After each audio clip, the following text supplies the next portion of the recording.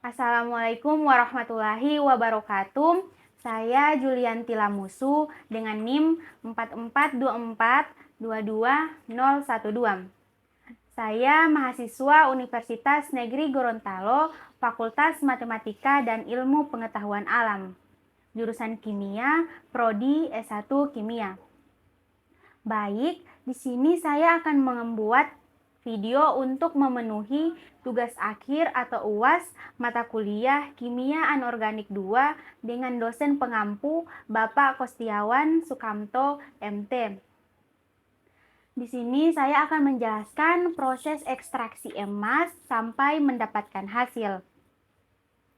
Saya menggunakan jurnal dengan judul Synergistic Extraction of Gold from the Refractory Gold or via Ultrasound and Chlorination Oxidation.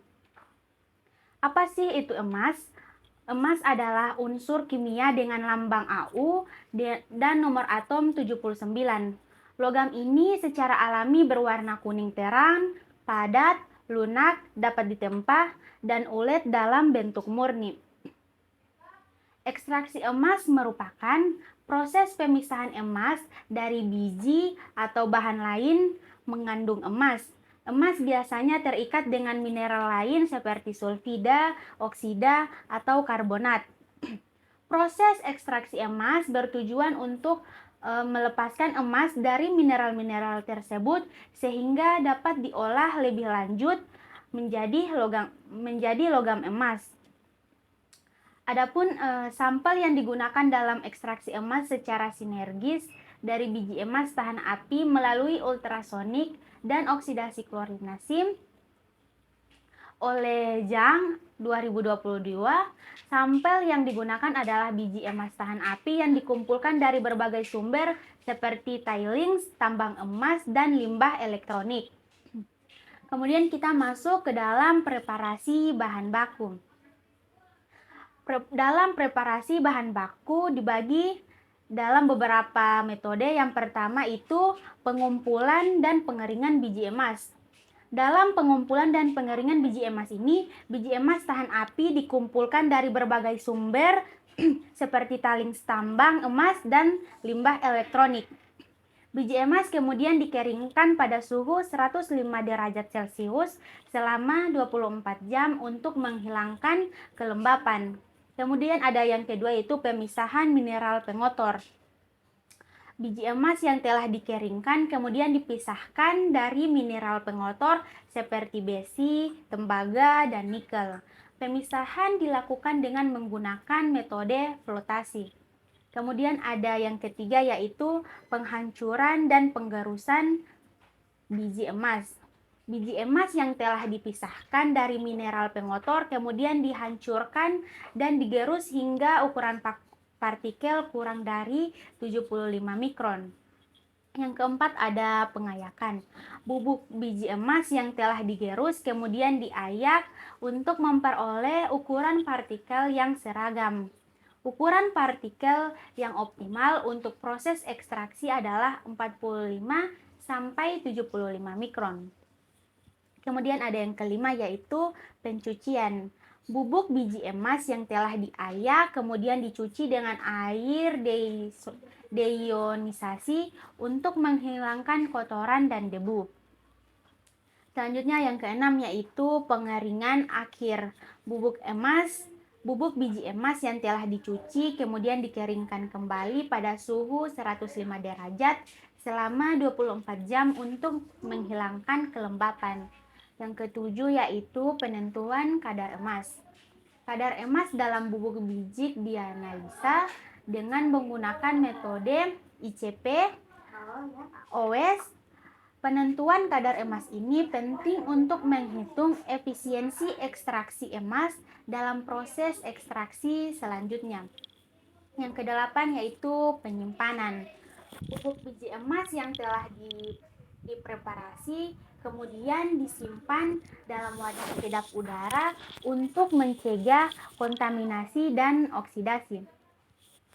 Selanjutnya kita masuk ke dalam proses ekstraksi emas sampai mendapatkan hasil. Proses ekstraksi terdiri dari beberapa tahap. Adapun tahap yang pertama yaitu persiapan larutan leaching.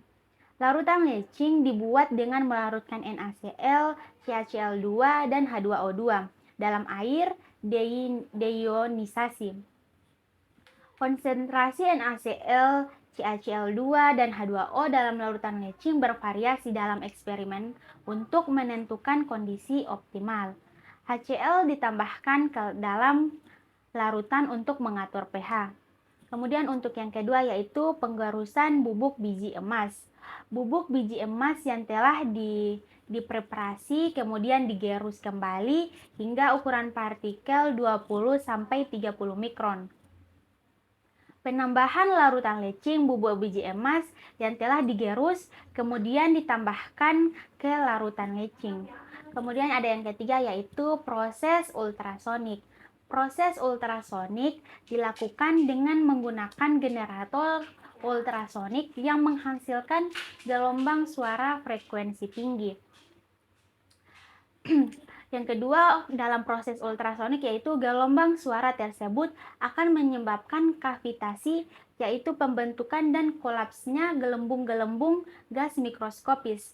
Yang ketiga yaitu kavitasi, dapat meningkatkan perpindahan massa dan oksidasi emas, sehingga dapat meningkatkan efisiensi ekstraksi emas. Kemudian yang keempat yaitu proses oksidasi klorinasi. Proses oksidasi klorinasi dilakukan dengan menambahkan larutan klorin ke dalam larutan leaching. Kemudian ada yang kedua yaitu larutan klorin akan mengoksidasi emas menjadi AuCl4- yang kemudian dapat larut dalam larutan. Kemudian ada yang kelima yaitu pemisahan fase.